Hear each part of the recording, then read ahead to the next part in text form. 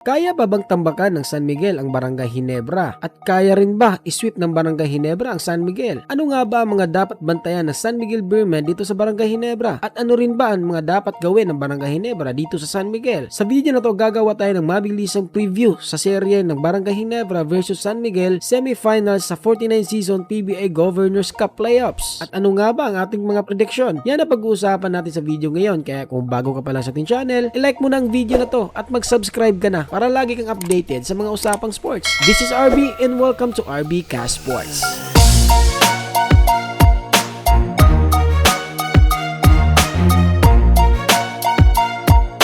So napakagandang laban ngayon ang ating masasaksihan sa semifinals 49 season PBA Governors Cup sa pagitan ng Barangay Ginebra at ng San Miguel. So ang tanong, kaya pa bang tambakan ng SMB ang Barangay Ginebra katulad ng ginawa nila ng elimination? Para sa akin, napaka-unrealistic na yan. Kasi nga, magagawa mo lang siguro yan sa elimination, pero dito sa ganitong playoffs, dito sa ganitong game, hindi mo yan magagawa sa isang malakas na team kagaya ng Barangay Ginebra. At sa tanong din, na kaya ba ng Barangay Ginebra na isweep itong San Miguel? And napaka-imposible rin. Kahit sabihin nating na-sweep ng Barangay Ginebra ang team ng Meralco na may malakas na Allen Durham, may malakas na Newsom, iba pa rin ang San Miguel. So simulan na natin ang ating topic for this video. Ano nga ba ang mga dapat bantayan ng San Miguel dito sa Barangay Ginebra? Isa sa mga problema ng San Miguel dito sa Barangay Ginebra is yung perimeter shooting ng Barangay Ginebra. Kaya nga na-sweep ng Barangay Ginebra ang Meralco Bulls kasi nga sa napakataas nilang percentage outside, 44% sa 3-point line. Imagine mo 44% sa 3-point line.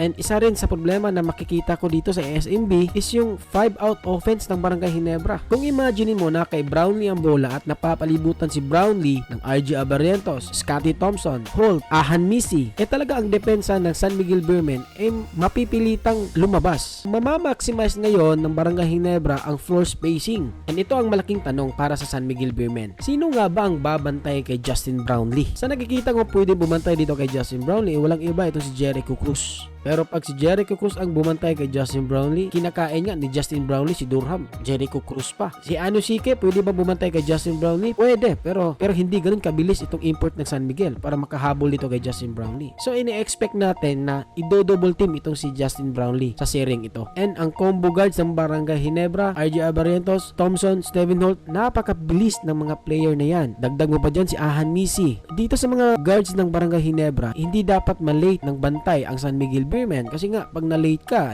talagang iiwan ka talaga. And dito naman tayo sa San Miguel Beermen. So isa sa mga problema nga ng Barangay Ginebra dito sa San Miguel Beermen is itong si Junmar Fajardo. Alam naman natin na namumroblema talaga ngayon ang Barangay Ginebra sa frontline nila, lalo na injured itong si Isaac Go. So ang papalit dito para sa Barangay Ginebra na para bantayan itong si Junmar Fajardo is wala ngang iba itong si Japet Aguilar. And kung katawan ng ating pagbabasihan talagang manipis itong si Japet Aguilar. And kapag nag-foul trouble itong si Japet Aguilar, talagang mamumroblema dito ang Barangay Ginebra. Japet Aguilar is one of the key players ngayon sa serye dito sa Barangay Ginebra kontra dito kay Junmar. Junmar Fajardo is last series nila dito sa Converge Game 5, 40 points, 24 rebounds. Pero yun nga, hindi lahat pasko dito para kay Junmar. Kapag walang help na iambag itong mga locals ng San Miguel Beermen dito kay Junmar Fajardo, talagang mahihirapan talaga ang San Miguel Beermen. Kaya bang suportahan ng mga locals ng SMB itong performance ni Junmar Fajardo? So makakaproblema ang Barangay Ginebra dito inside the paint. Talagang madodominate ni Junmar Fajardo dito ang paint.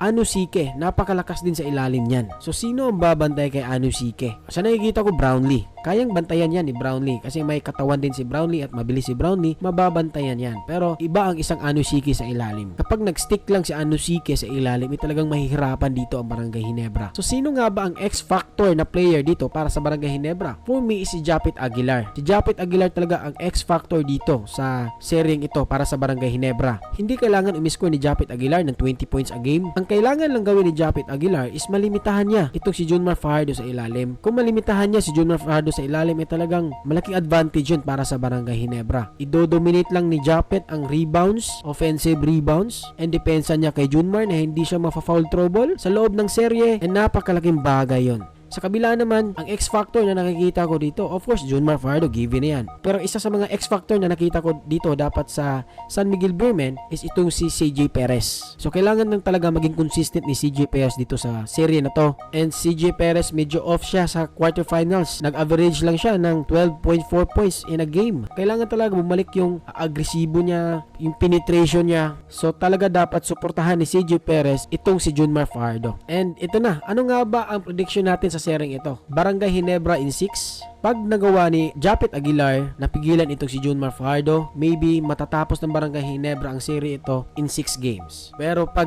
na-dominate ng maayos ni Junmar Fajardo ang ilalim at pumutok itong mga outside shooting ng San Miguel, and pag ang serye ito aabot ng Game 7, SMB in Game 7. Yan ang prediction ko. Ikaw, ka-sports fans, ano nga bang prediction mo sa seryeng ito? I-comment mo yan sa ating comment section, pag-uusapan natin yan. So maraming salamat sa pakikinig sa ating video, and kung bago ka pa lang sa ating channel, i-like mo na ang video na to at mag-subscribe ka na para lagi kang updated sa mga usapang sports. This is RBK Sports. Maraming salamat. See you on the next video.